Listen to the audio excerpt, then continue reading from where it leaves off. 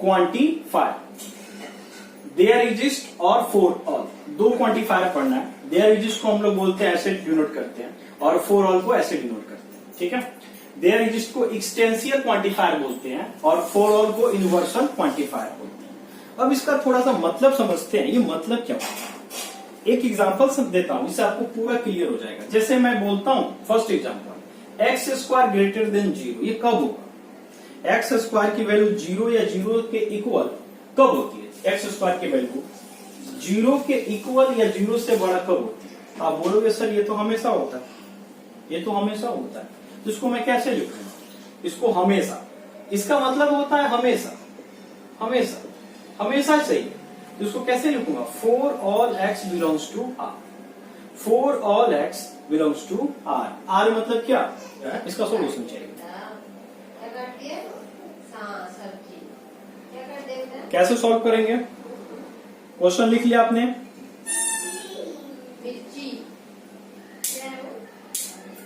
Hello जय, question लिख लिया?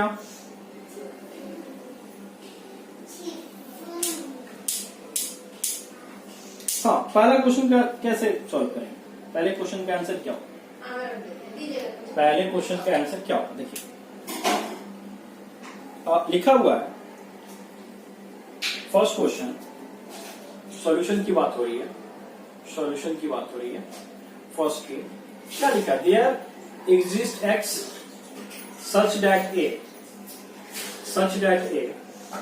X minus 4 equal to 3।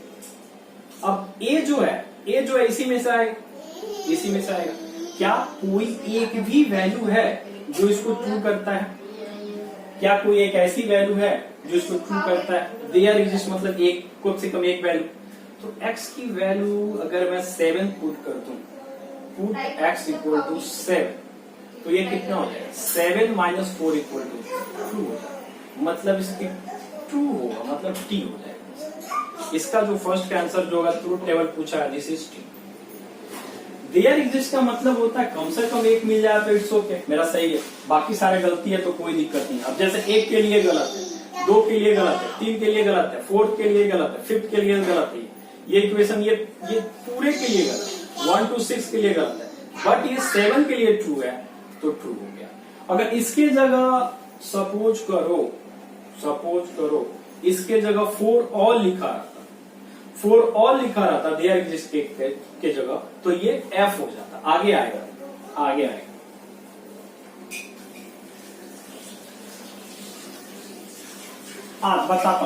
बताता हूं सेकेंड क्वेश्चन से ही बता देता हूं। सेकेंड क्वेश्चन देखो, for all x belongs to a, और इसमें क्या दिया हुआ?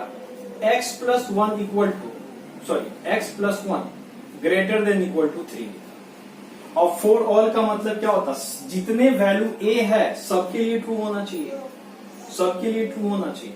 अब यहां देखो, अगर मैं यहां x की वैल्यू 1 लिख देता हूं, पुट x इक्वल टू 1, तो ये कितना हो जाएगा? 2 ग्रेटर देन इक्वल टू 3। ये गलत हो गया ना, 2 3 से बड़ा कहां? इसमें से फॉर ऑल का मतलब हुआ एक भी गलत हो गया इसमें, तो तुरंत ये स्टेटमेंट जो आएगा फॉल्स हो जाएगा। ये स्टेटमेंट जो है ये तुरंत f लिखा जाएगा। अगर यही सोचो, देयर एग्जिस्ट यहां लिखा रहता, देयर एग्जिस्ट यहां लिखा रहता, तो ये 3 के लिए सही है, इसके लिए सही है, इसके लिए सही है, केवल 1 और 2 के लिए गलत है। तो अगर देयर एग्जिस्ट लिखता तब यहां 2 हो जाता है। देयर एग्जिस्ट मतलब कि एक भी सही।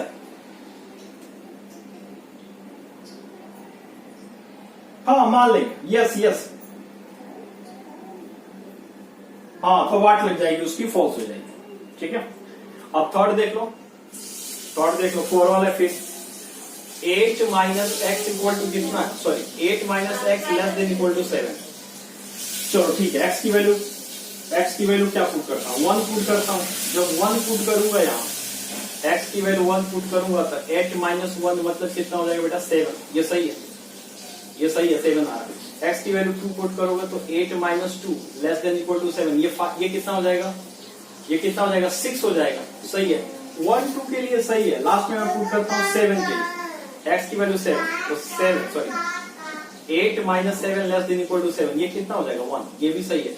ये सारे वैल्यू के लिए ट्रू हो रहा है, ये सारे वैल्यू के लिए ट्रू। तो 4 ऑल है, 2 हो रहा है तो 2 3 हो जाएगा, t हो जाएगा। क्लियर हुआ? अब फोर्थ हुआ, फोर्थ देखिए, फोर्थ अपने पास जो आया वो क्या बोलता है, x plus 8 less than equal to 7। चलिए 1 पुट करते हैं, पहले 1 पुट किया, कितना आ जाएगा, गलत हो गया, 8 1 9 less than equal to 9, sorry 7 है, सॉरी 7, राइट। तो ये कितना हो जाएगा, 9 लेस देन इक्वल टू 7, 9 7 से छोटा है क्या, गलत हो गया, तो गलत हो गया भाई, ये तो 1 के लिए ही गलत हो गया। 2 यहाँ पुट करेंगे, 2 यहाँ पुट करेंगे तो 10 10 7 से छोटा, ये भी गलत। 3 पुट करेंगे तो 8 9 10 11 11 7 से छोटा, ये भी गलत। 7 यहाँ पुट करेंगे तो 15, ये सारा वैल्यू गलत हो रहा है भाई, सारा वैल्यू गलत हो रहा है। तभी एक भी गलत मतलब सही नहीं हो रहा, तो ये फॉल्स हो जाएगा। एक भी सही नहीं हो रहा तो ये फॉल्स हो जाएगा। कम से कम एक तो सही होना चाहिए था ना, कम से कम एक सही होना चाहिए था ये। I hope that there exist और फोर ऑल में थोड़ा सा आपको क्लियरिफाई हुआ होगा कि क्या होता है, ठीक है।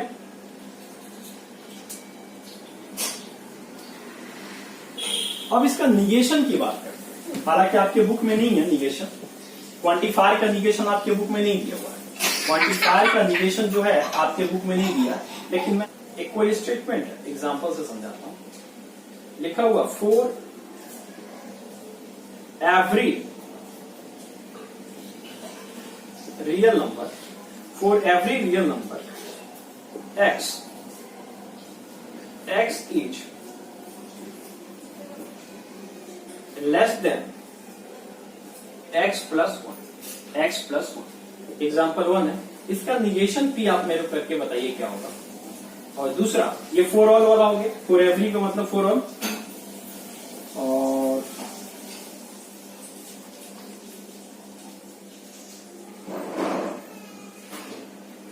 देयर एग्जिस्ट, ये स्टेटमेंट है, there exist a rectangle, there exists a rectangle whose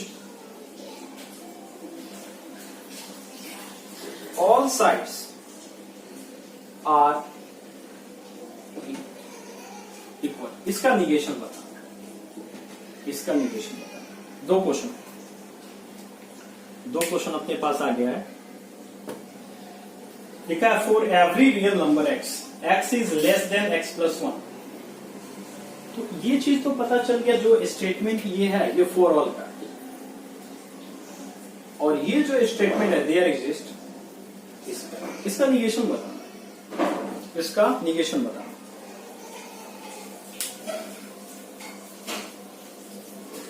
तो समझ में आ रहा है? हेलो,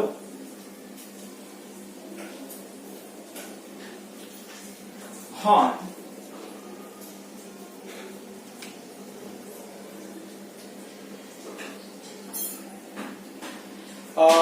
फर्स्ट वाला का ना, फॉर एवरी है ना, there exist real number x such that x is not less than x plus 1, एकदम करेक्ट बोले आप। फॉर ऑल मतलब कि ये लिखना आपको, there exist a real number x. अब निगेशन बनाना है, such that x is not less than x plus 2. There exists real number x such that x is not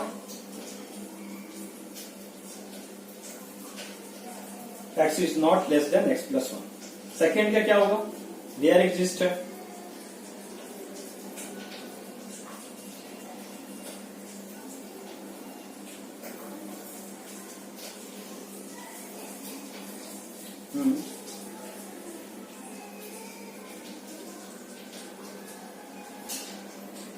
हाँ देयर लिख सकते हैं,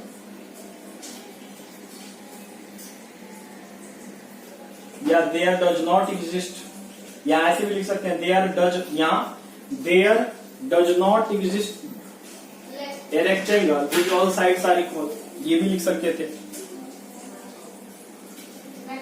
या आप ऐसे लिखना चाहते हैं तो देयर एग्जिस्ट, अच्छा देयर एग्जिस्ट के मतलब एट लीस्ट भी लिख सकते थे वहां, तो there exist a rectangle whose all sides are not equal. It is all about, yes बोलिए,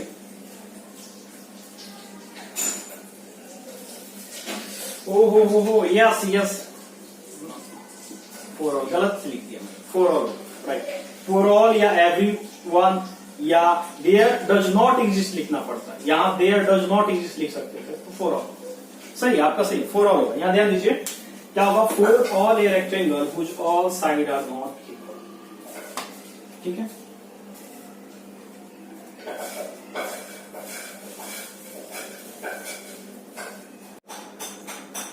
TAUTOLOGO पढ़े, ठीक है। ये क्या बोलता है, this is a statement which is always true, this is a statement, this is a statement, this is a statement which is always, मतलब final जो रिजल्ट आना चाहिए, फाइनल रिजल्ट आना चाहिए वो हमेशा ट्रू होना चाहिए, जो फाइनल रिजल्ट आएगा आपका वो हमेशा ट्रू होगा। जैसे एग्जाम्पल की बात करूं तो मैं बोल सकता हूं कि P और ये P union negation of P is tautology, prove भी कर सकते हैं। P है, एक ही स्टेटमेंट आएगा, ट्रू होगा या फॉल्स होगा, ठीक है। और निगेशन इसका P करेंगे तो ट्रू का फॉल्स हो जाएगा, फॉल्स का ट्रू हो जाएगा। और P यूनियन निगेशन P करेंगे तो क्या आ जाएगा, ट्रू फॉल्स का यूनियन ट्रू होगा और फॉल्स ट्रू का ट्रू होगा। ये ट्यूटोलॉजी, मतलब ट्यूटोलॉजी का मतलब क्या, जो कुछ भी लो सारा का सारा चीज क्या होना चाहिए, ट्रू होना चाहिए, वो सारा का सारा स्टेटमेंट क्या होगा, ट्रू होगा। This is called tautology. ये फाइनल है ना, ये फाइनल रिजल्ट सारा का सारा ट्रू होना चाहिए।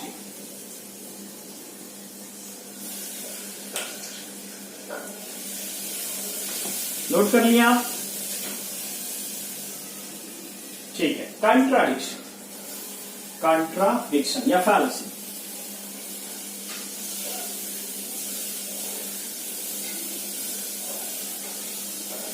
ये क्या बोलता है भाई,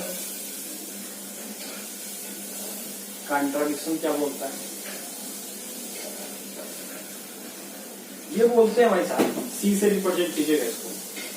ये बोलता है this is a statement which is always false, मतलब फाइनल रिजल्ट क्या आना चाहिए, फॉल्स आना चाहिए। फाइनल रिजल्ट क्या आना चाहिए इसका, फॉल्स आना चाहिए। अब इसी में मैं एग्जांपल, मैं P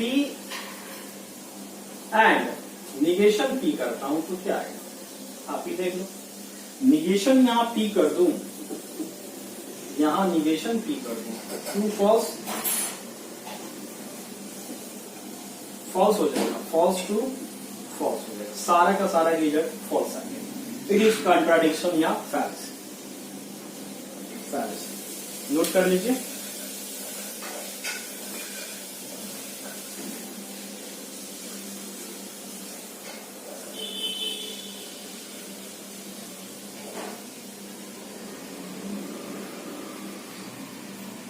कंप्लीटेड। अब आपके पास क्या बच गया, एक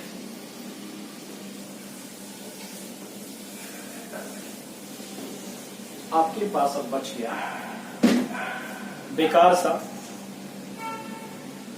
जिसका कोई अस्तित्व नहीं है। ये कार्य बहुत सारे बुक में नहीं दिया रहता, केवल आपके बुक में दे रखा है स्टेट बोर्ड में, इसलिए मैं पढ़ा। कंटिंजेंसी, कंटिंजेंसी ये क्या होगा? नाइदर टी नॉर सी। इसका मतलब समझ रहे हैं ना, टोटोलॉजी और कंट्राडिक्शन। ये ना टी होगा ना सी होगा, मतलब इसका जो फाइनल रिजल्ट आएगा, इसका जो फाइनल रिजल्ट का आएगा वो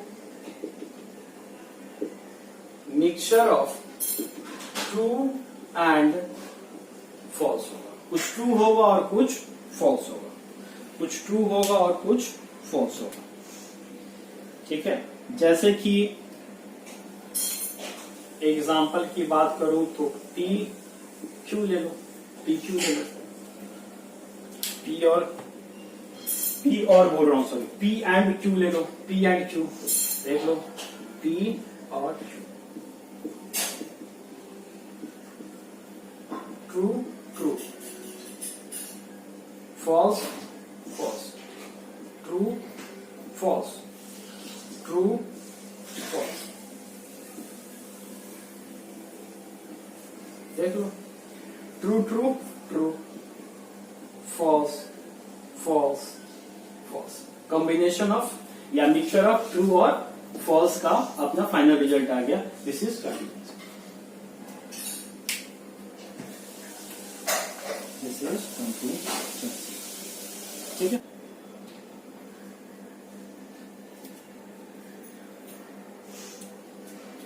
हाँ जी बोलिए।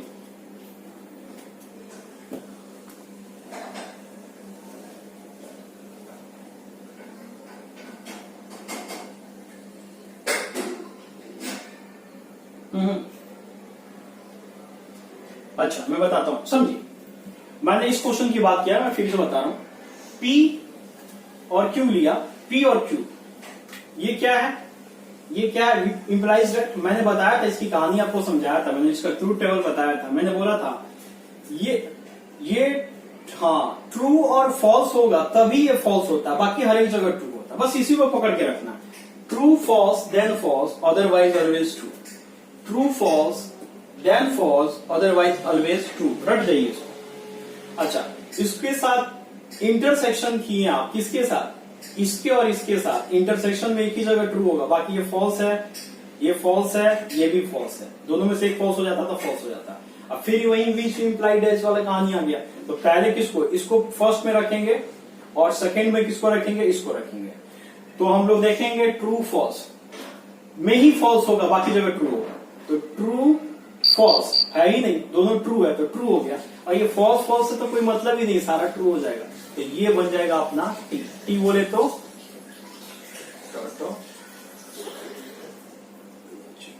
ये टोटोलॉजी, सारा का सारा ये ट्रू हो गया। It become tautology. ठीक है, अच्छा सेम यही कहानी तो बहुत इजी है। P Q negation Q, negation Q P किया, फॉल्स ट्रू आया, और इसका आप निगेशन सॉरी एंड क्यू के साथ किए, सारा का सारा फॉल्स आ गया, मतलब सी कंट्राडिक्शन, या फैलेसी। आई होप डेट आपको समझ में आ गया होगा। समझ में आया कि नहीं ये चीज? यस या नो? हेलो,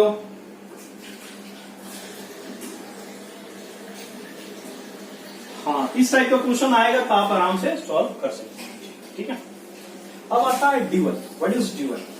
ड्यूअल क्या होता है समझिए। अगला टॉपिक है DUAL, ड्यूअल।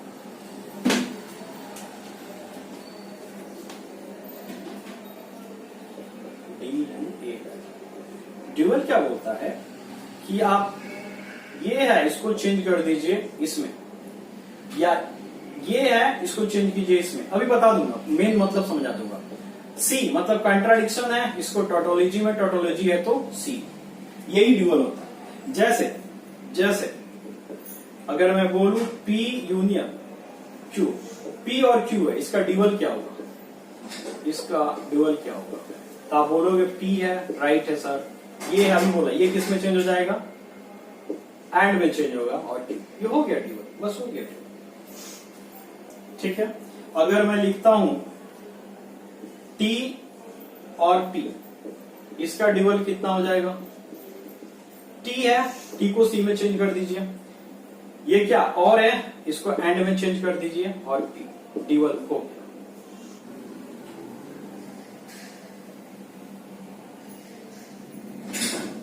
हो गया, तो इसका आंसर होगा क्या, this is T, then C। कुछ है नहीं, बच्चों वाला काम है ये, सही हो गया होगा आपका। इसका कितना हो जाएगा,